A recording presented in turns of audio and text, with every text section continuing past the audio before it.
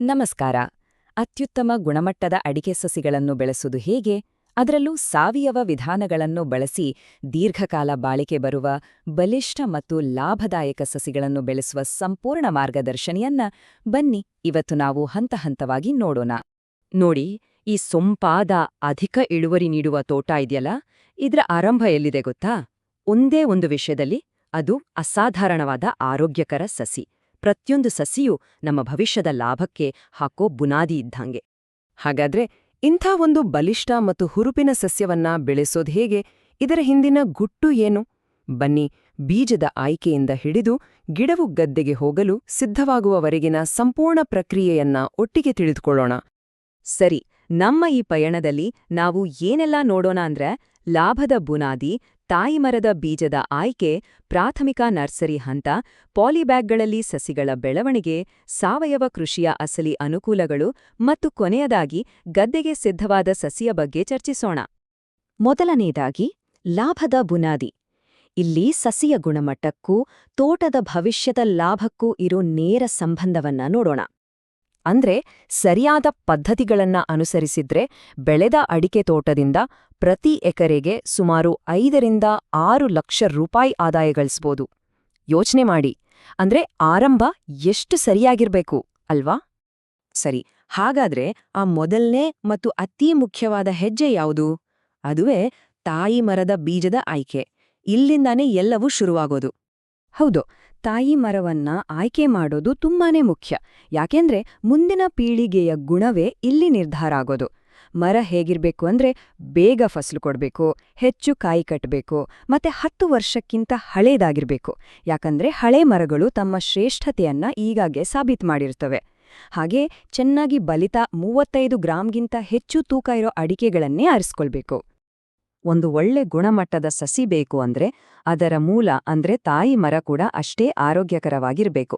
ಮುಂದಿನ ಪೀಳಿಗೆಯ ಸಂಪೂರ್ಣ ಗುಣಮಟ್ಟ ಇದನ್ನೇ ಅವಲಂಬಿಸಿರುತ್ತೆ. ಬೀಜ ಆಯ್ಕೆ ಆಯ್ತು. ಈಗ ಮುಂದಿನ ಹಂತ, ಪ್ರಾಥಮಿಕ ನರ್ಸರಿ. ಇಲ್ಲಿ ಹೊಸ ಜೀವ ಚಿಗುರೊಡೆಯುತ್ತೆ.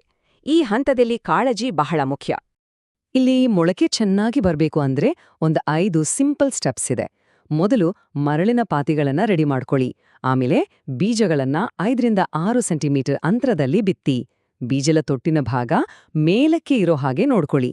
ಸ್ವಲ್ಪ ನೆರಳಿರ್ಬೇಕು ಮತ್ತು ಪ್ರತಿದಿನ ನೀರ್ ಹಾಕೋದನ್ನ ಮರಿಬಾರ್ದು. ಈ ಎಲ್ಲಾ ಹಂತಗಳನ್ನ ಸರಿಯಾಗಿ ಮಾಡಿದ್ರೆ ಫಲಿತಾಂಶ ಹೀಗಿರುತ್ತೆ. ನೋಡಿ, ಎಂಥ ಆರೋಗ್ಯಕರವಾದ ಮೊಳಕೆ! ಇದು ಮುಂದಿನ ಹಂತಕ್ಕೆ ರೆಡಿಯಾಗಿದೆ ಅಂತ ಅರ್ಥ. ಈ ಸಮಯದಲ್ಲಿ ಒಂದು ವಿಷಯ ನೆನ್ಪಿಡ್ಬೇಕು. ಈ ಎಳೆ ಮೊಳಕೆಗಳನ್ನ ಜೋರದ ಬಿಸಿಲಿನಿಂದ ಕಾಪಾಡಬೇಕು. ಅದಕ್ಕೆ ಸ್ವಲ್ಪ ನೆರಳು ಮತ್ತೆ ದಿನಾ ನೀರ್ ಹಾಕೋದು ಬಹಳ ಮುಖ್ಯ. ಆಗ ಮಾತ್ರ ಅವು ಆರೋಗ್ಯವಾಗಿ ಬೆಳಿತವೆ. ಸರಿ, ಮೊಳಕೆ ಬಂತು. ಈಗ ಅವುಗಳನ್ನ ಇನ್ನಷ್ಟು ಬಲಿಷ್ಠ ಮಾಡೋ ಸಮಯ. ಅದು ಪಾಲಿಬ್ಯಾಗ್ಗಳಲ್ಲಿ. ಸುಮಾರು 90 ದಿನ ಆದ್ಮೇಲೆ, ಅಂದ್ರೆ ಗಿಡದಲ್ಲಿ 2ರಿಂದ 3 ಎಲೆ ಬಂದಾಗ ಅದನ್ನ ಪಾಲಿಬ್ಯಾಗ್ಗೆ ಹಾಕಬೇಕು. 30 x 10 ಸೆಂಟಿಮೀಟರ್ ಅಳತೆಯ ಪಾಲಿಬ್ಯಾಗ್ಗಳು ಸರಿ ಹೊಂದುತ್ತವೆ. ಇವುಗಳನ್ನ ಅರಣ್ಯದ ಮಣ್ಣು ಅಥವಾ ಮೇಲ್ಮಣ್ಣು, ಸಗಣಿ ಮತ್ತು ಮರಳಿನ ಮಿಶ್ರಣದಿಂದ ತುಂಬಿಸಿ. ಅದರಲ್ಲೂ ಅನುಭವಿ ರೈತರು ಹೇಳೋ ಹಾಗೆ ಸಗಣಿ ನೀರು ಮತ್ತೆ ಜೀವಾಮೃತ ಇದೆಯಲ್ಲ, ಅದು ಗಿಡಕ್ಕೆ ಅದ್ಭುತ ಶಕ್ತಿ ಕೊಡುತ್ತೆ, ಬೆಳವಣಿಗೆಯನ್ನು ಹೆಚ್ಚಿಸುತ್ತೆ. ಪಾಲಿಬ್ಯಾಗ್ಗಳಿಗೆ ಹಾಕಿದ ಮೇಲೆ ಸಸಿಗಳು ಹೀಗೆ ಸಾಲಾಗಿ ಶಿಸ್ತಿನಿಂದ ಬೆಳೆಯೋದನ್ನ ನೋಡೋದೇ ಒಂದು ಚಂದ. ಇದು ದ್ವಿತೀಯ ನರ್ಸರಿಯ ಒಂದು ಸುಂದರ ದೃಶ್ಯ. ಈಗ ನಾವು ಈ ವಿಶ್ಲೇಷಣೆಯ ಒಂದು ಬಹಳ ಮುಖ್ಯವಾದ ಭಾಗಕ್ಕೆ ಬಂದಿದ್ದೇವೆ. ಅದೇ ಸಾವಯವ ಪದ್ಧತಿಯ ಲಾಭಗಳು. ಯಾಕೆ ಸಾವಯವ ಪದ್ಧತಿಯೇ ಶ್ರೇಷ್ಠ ಅನ್ನೋದನ್ನ ನೋಡೋಣ. ಒಬ್ಬ ಅನುಭವಿ ರೈತರ ಮಾತು ಕೇಳಿ ಎಷ್ಟು ಚೆನ್ನಾಗಿ ಹೇಳಿದ್ದಾರೆ ನೋಡಿ. ರಾಸಾಯನಿಕಗಳು ಫಾಸ್ಟ್ ಇರ್ಬೋದು, ಆದ್ರೆ ದೇಸಿ ಮತ್ತು ಸಾವಯವ ಪದ್ಧತಿ ಜೀವನ ಪೂರ್ತಿ ಇರುತ್ತೆ. ಇದು ರೋಗಗಳಿಲ್ಲದ ದೀರ್ಘಾಯುಷ್ಯ ಮತ್ತು ಅಧಿಕ ಇಳುವರಿಯನ್ನು ಕೊಡುತ್ತೆ. ಇದಕ್ಕಿಂತ ಚೆನ್ನಾಗಿ ಹೇಳೋಕ್ಕಾಗುತ್ತಾ? ಇಲ್ಲಿ ನೋಡಿ, ಸಾವಯವ ಮತ್ತೆ ರಾಸಾಯನಿಕ ಪದ್ಧತಿಗಳ ನಡುವಿನ ವ್ಯತ್ಯಾಸ ಸ್ಪಷ್ಟವಾಗಿದೆ. ಸಾವಯವದಲ್ಲಿ ಗಿಡ ದೀರ್ಘಕಾಲ ಬಾಳುತ್ತೆ, ರೋಗ ನಿರೋಧಕ ಶಕ್ತಿ ಜಾಸ್ತಿ ಇರುತ್ತೆ, ಮಣ್ಣಿನ ಆರೋಗ್ಯ ಕೂಡ ಚೆನ್ನಾಗಿರುತ್ತೆ.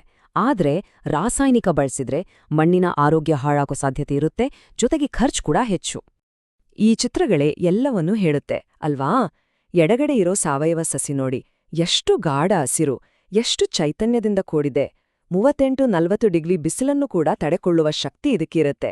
ಬಲಗಡೆ ಇರೋ ರಾಸಾಯನಿಕ ಬಳಸಿ ಬೆಳೆದ ಸಸಿಗೂ ಇದಕ್ಕೂ ಇರೋ ವ್ಯತ್ಯಾಸ ಕಣ್ಣಿಗೆ ಸ್ಪಷ್ಟವಾಗಿ ಕಾಣಿಸ್ತೆ. ಸರಿ, ನಮ್ಮ ಸಸಿ ಈಗ ಹೊಲಕ್ಕೆ ಹೋಗಕ್ಕೆ ತಯಾರಾಗಿದೆ. ಹಾಗಾದ್ರೆ ಮುಂದಿನ ಹಂತ ಏನು? ಅತ್ಯುತ್ತಮ ಸಸಿಗಳನ್ನು ಆಯ್ಕೆ ಮಾಡಿ ಮುಖ್ಯ ಗದ್ದೆಯನ್ನ ಹೇಗೆ ಸಿದ್ಧಪಡಿಸಬೇಕು ಅಂತ ನೋಡೋಣ. ಗಿಡ ನೆಡುವಾಗ ಕೆಲವು ವಿಷಯಗಳನ್ನ ಗಮನದಲ್ಲಿಟ್ಕೊಳ್ಬೇಕು. ಸುಮಾರು 12-18 ತಿಂಗಳ ಸಸಿಯನ್ನ ಆಯ್ಕೆ ಮಾಡಿ 90x90x90 ಸೆಂಟಿಮೀಟರ್ ಅಳತೆಯ ಗುಂಡಿಗಳನ್ನ ತೆಗೆದು 2.75 ಮೀಟರ್ ಅಂತರದಲ್ಲಿ ನೆಡಬೇಕು. ನೀರು ಚೆನ್ನಾಗಿ ಹರಿದು ಹೋಗೋ ಕೆಂಪು ಜೇಡಿಮಣ್ಣು ಅಥವಾ ಮೆಕ್ಕಲು ಮಣ್ಣು ಇದ್ರೆ ಬಹಳ ಉತ್ತಮ. ಹಾಗೆ ಜೂನಿಂದ ಡಿಸೆಂಬರ್ವರೆಗಿನ ಸಮಯ ನಾಟಿಗೆ ಬಹಳ ಒಳ್ಳೆಯದು. ಮಣ್ಣಿನ ವಿಷಯದಲ್ಲಿ ಒಂದು ಎಚ್ಚರಿಕೆ ಇರಲಿ. ನೀರು ಚೆನ್ನಾಗಿ ಬಸಿದು ಹೋಗೋ ಕೆಂಪು ಮಣ್ಣು ಗಿಡದ ಬೆಳವಣಿಗೆಗೆ ಅತ್ಯುತ್ತಮ. ಅದೇ ನೀರು ನಿಲ್ಲುವ ಜಾಗದಲ್ಲಿ ನೆಟ್ಟರೆ ಬೇರು ಕೊಳೆತು ರೋಗ ಬರೋದು ಗ್ಯಾರಂಟಿ. ಹಾಗಾಗಿ ಇದನ್ನ ತಪ್ಪಿಸ್ಲೇಬೇಕು.